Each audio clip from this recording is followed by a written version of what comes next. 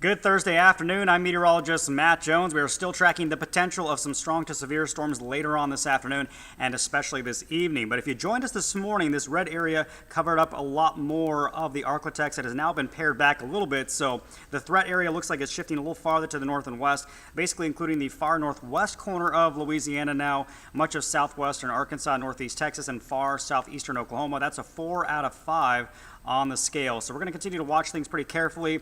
Now, the risk of damaging winds has gone down slightly. Still a high risk, though, still a 7 out of 10 on the scale. So that's a medium to high risk of some damaging wind gusts up to about 70 miles an hour with some of the storms. Could be some very large hail later this afternoon, especially there in northeastern Texas and southeast Oklahoma. And that tornado risk has come down a little bit. All the ingredients don't really seem to be lining up anymore. Having said that, there could still be several tornadoes out there.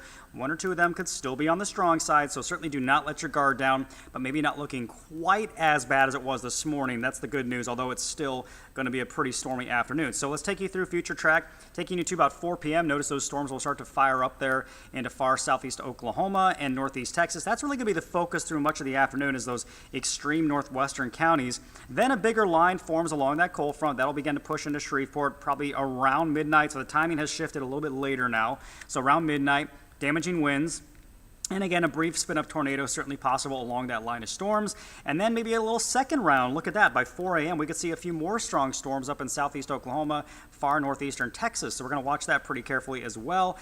And then this all finally moves out as we head through the day on Friday with sunshine returning, but it is going to be pretty windy here on our Friday. So your hourly planner through the rest of the day in Shreveport, for the most part, we should stay relatively quiet, mostly cloudy. Can't rule out a few showers and storms, but again, I think the better chance of that is going to be off toward north and west. Still a warm and muggy afternoon. Most places around 80 degrees. It'll be 79 in Shreveport, Natchitoches up to about 83.